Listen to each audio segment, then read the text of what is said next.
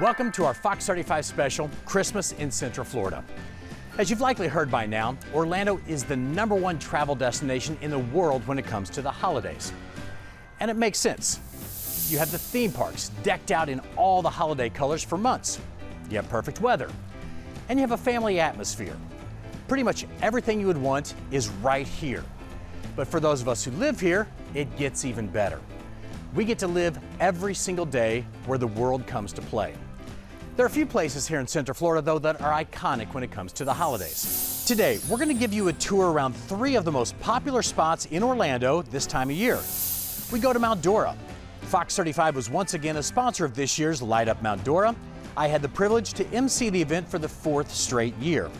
We're going to show you why this small town in Lake County attracts thousands of people every weekend for a taste of a small town vintage Christmas. And we also take you to Winter Park.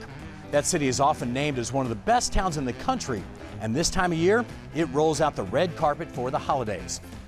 And we also are a sponsor of this year's Winter Park Christmas Parade and the annual Winter on the Avenue. People around the country, especially in those colder climates, watch the parade every year to see how Central Floridians celebrate in this perfect weather. But first, we're going to take you to a place that's the most Christmas of all. Heck, it's even in the name. We're talking about Christmas, Florida. People from all over the country come here still to get their postcards postmarked right there at the place called Christmas. People know the name, but they may not know much about the story behind the name. So we went to the Cracker Christmas this year to give you an idea of what it's all about. All right, Clarence, so we're out here at Fort Christmas. Now, first of all, people hear the name Christmas, Florida all the time, but they may not know where it came from. Give us the history behind Christmas, Florida. Well, originally it started with that fort that's in the background, and it was during the Second Indian War, the Seminole War, and they came down, the troops did, to build a fort. And they built the fort and they finished at Christmas time. So that's where it came from. So they named it Christmas. Wow. So there wasn't a town out here initially. It was that first. Yep, it was all wilderness. When did the town develop then? Well, that was in 1832, and over the course of time, 1850, 1860, pioneers started moving in, and my relatives were here at that time, and part of them are Indians. You date all the way back here. Your family dates all the way back to the late 1800s here? Yes. Wow, fascinating. My great-great-grandmother was Chief Osceola's sister. Oh my gosh, we're getting a history lesson here today. This is unbelievable. Okay, so was the town ever big out here? Because we drive by and we see the post office where people always come. Was the town big at one point and then, or was it always just kind of like a settlement? It's always been kind of a community. Really? Okay. And there originally was a little grocery store up there. But way before then, it was a post office and kind of a little settlement store type thing. And it was off the road here, not too far from where this fort is now. But so this is not the original fort area. Yeah, right. They've redone that. So what did the fort serve as? Was it just during the Seminole Wars? Yeah, during the Seminole War, that's it. Okay, and then after that, they were only here for a few days and moved on. Wow, but got it done at Christmas time. Yes. Thus, Christmas. Okay, big event taking place this weekend. 40,000 people out here for Cracker Christmas. Yeah, okay? Cracker Christmas. Okay, so what is Cracker Christmas? Cracker Christmas was developed through the name of the pioneers that used to herd their cattle up, and they had whips, and they'd crack the whips. So it came to that terminology, cracker. And so the people that were here are called Florida Crackers. And it has been there ever since. So it just kind of worked with Christmas and the fort and everything. Yeah. Still to come, we take you to Mount Dora. It's called the Festival City, and for good reason. The historic downtown continues to remain a spot where people from all over the country go to celebrate the holidays. When you go there this time of year, the streets are packed, the sidewalks are packed, people are shopping, people are dining. It truly is a magical place this time of year. So that's where we're going next, right here on Christmas in Central Florida.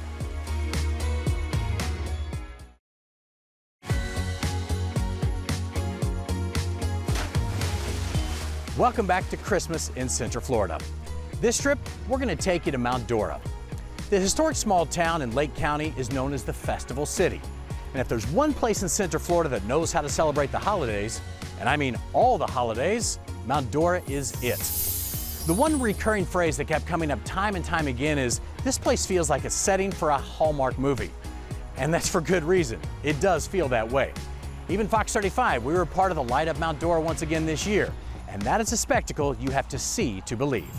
10, 9, 8, 7, 6, 5, 4, 3, 2, 1. So we've caught up with Rachel O'Ryan here in downtown Mount Dora. As you can see, Light Up Mount Dora just finished up, one of my favorite events of the year that I get to take part in. So Rachel, I mean, a night like this, who knows what the numbers actually are, 100,000 people in downtown Mount Dora. Why do you think this place is so iconic like this? So, Mount Dora's been around here for a long time. It was settled by the Northeasterners. They came down, they started Lakeside Inn, which is the longest running inland inn in the state of Florida. I think that part of it is that we've remained small in downtown, and the kind of stores, although we're allowed to have chain stores, we don't have. If we do, they're mom and pop kind of chain stores. So you may see them in other historic towns like Mount Dora, but our stores are unique. They offer a lot of gift ideas, creative ideas, but then you have people who have classes, pottery classes and art classes. We have an amazing museum for modernism. It's amazing. Right now the David Bowie collection is there. So I think there's so much for people to do. So you can stay on land and you can go shopping and dining. We have what we call international restaurants, and we've got Indian, we've got German, we've got Italian, we've got Cuban, we've got, oh my gosh, we have this place that has these amazing Dubai suites in them. So I think because we're so unique and we've got a lot of things that people love to come see us. And it's become a part of people's Christmas traditions. I have so many people who come up. There's one family, this is the 4th year in a row, I think I'm on their Christmas card. They said they've come here since the kids were born. This is a part of what they do. And I think that's so cool because there are, the families that are from here stay here. And I love that because the traditions continue. And I'm sure you see a lot of that here. We do. So, it's interesting. When I moved here in 1990. And so I've seen Mount Dora for a very long time and see how the things progress. What Light Up used to be was just a very small hometown event for the locals to come out and enjoy the light up of town. And of course it's grown because I don't want to say the movie channel where people, like to see that cute Christmas stuff, but that's what we are. It is. It's funny, whenever I get to do events over here, everybody just knows how to do it. We were looking into the history of 1887 it became a festival city. It did. Well, that was with Chautauqua. And Chautauqua is an organization that used to be storytellers. So they went from town to town to town. And we have a Chautauqua community here. And now we have a home development called Chautauqua. But they came here and they would tell stories. And that was the largest gathering of people back in the late 1800s. So now we've continued that. I mean, we probably have, like I said, MountDora.com, you could go check it out. We've got a whole list of major festivals that start in January and go all the way to the end of December. So you could start with something as simple as a craft festival or an art festival, a plant and garden festival. You could go see the tour of homes. So again, you could go on the land, but then you want to go check out the water. We have some amazing tours out there that people get to see Mount Dora from a completely different perspective and all the lights that go with it. That was stop 2 in our tour of the iconic locations for the holidays here in Central Florida. Up next, we're heading to Winter Park. There are a lot of special places across Central Florida, but this one is truly something you have to see to believe.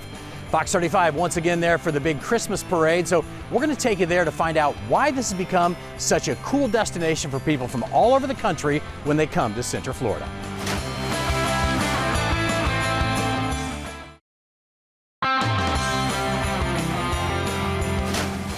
Welcome back to Christmas in Central Florida. So far, we've taken you to 2 iconic locations, Mount Dora and Fort Christmas, places you definitely need to visit.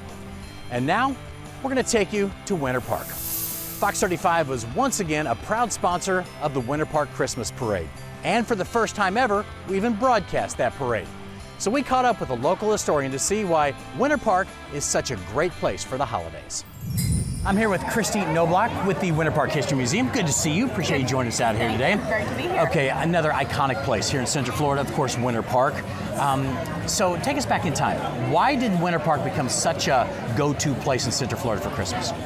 Well, you know, a lot of it starts because of our history. Like Park Avenue and our Central Park have become such a draw for people that when we were founded in 1882, Park Avenue was one of the main things that they did when they built our blueprint.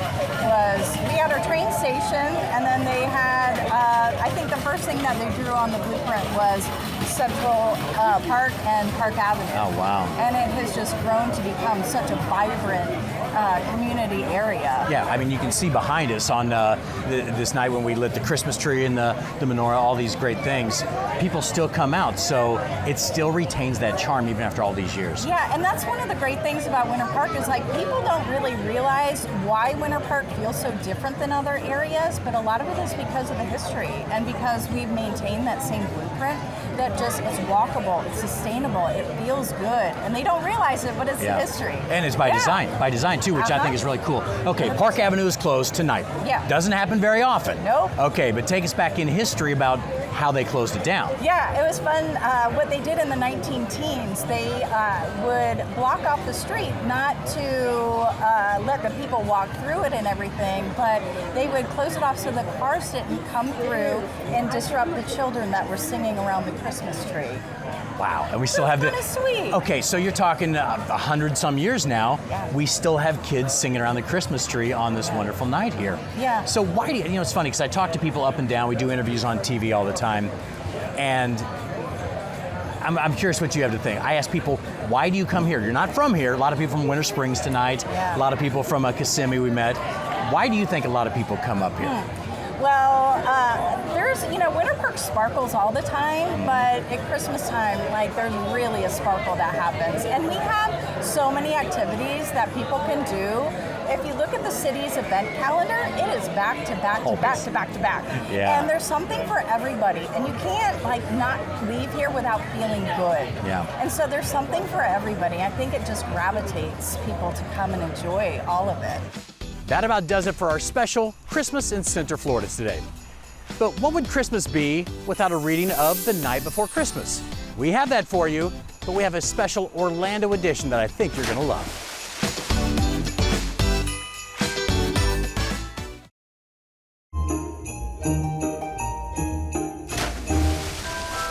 Good evening from Fox 35, and Merry Christmas. 'Twas the night before Christmas, and all through O-Town, the palm trees were swaying, but no tourist around. The monorail rested, the mouse was asleep. Even I-4 was quiet, not even a beep. The gators were nestled at Gatorland with care, in hopes that the sunshine soon will be there. And tourists in hotels with ACs turned low dreamed of theme park adventures with Harry Potter, you know. When out near the bounce house, there arose such a clatter. I sprang from my chaise, thinking, it's gotta be a Stetson Hatter. Away to the window, I flew like a Mako shark, flung open the shutters, and looked over Thornton Park. The moon over Lake Eola, all shimmering bright, gave Orlando a magic sparkle that night. But what to my wandering eye should appear but an airboat flying low with some manatees to steer. With a jolly old driver, he rose higher and higher. I knew in a moment, wait, is that Buddy Dyer? More rapid than stock cars or the new Brightline trains, he whistled and shouted and then called them by name. Now Splashy, now Sandy, now Ripple and Sunny. On Coral, on Captain, and a random beach bunny. To the top of the eyesore, to the top of the wheel. I'm like a Cirque du Soleil dancer, we all heard him squeal. Past the Lou Garden lights and SeaWorld glowing blue, they soared over Daytona and Cape Canaveral too. Then up to my rooftop, the manatees they landed. A sleigh full of Legos, he was not empty-handed. He was dressed like John Morgan, no heavy red suit, just shorts and barefoot. I guess it's called Florida cute. He laughed as he entered, so merry and bright, leaving gifts for the pride and the magic that night. Then tipping his shades, he looked towards Fun Spot. He leapt to his sleigh and said, yeah, Florida's hot. Orlando, stay warm. Keep your spirit in sight. Merry Christmas to all, and go UCF Knights! Merry Christmas, Orlando. Happy holidays, Central Florida. Thank you so much for joining us today for Christmas in Central Florida here on Fox 35. We really do appreciate you inviting us into your homes every single day to keep you up to date on the stories that matter to all of us here in Central Florida. So we're going to leave you with a wish for a happy holiday and a Merry Christmas.